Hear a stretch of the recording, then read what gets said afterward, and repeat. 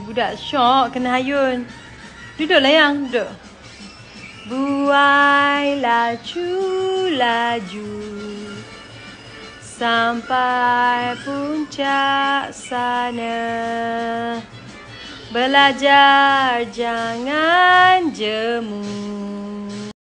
Dulu Afa suka dengar bila Datuk Siti nyanyi ya. Sekarang Afa bila dengar ibu nyanyi, Afa pergi tutup suis.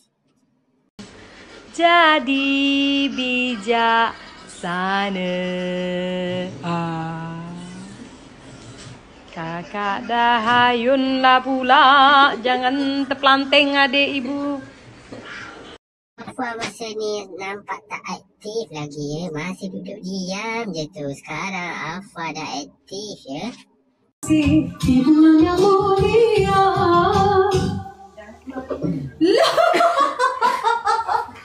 La ilah. Apa dia tutup? Dia busy. Apa tutup ke?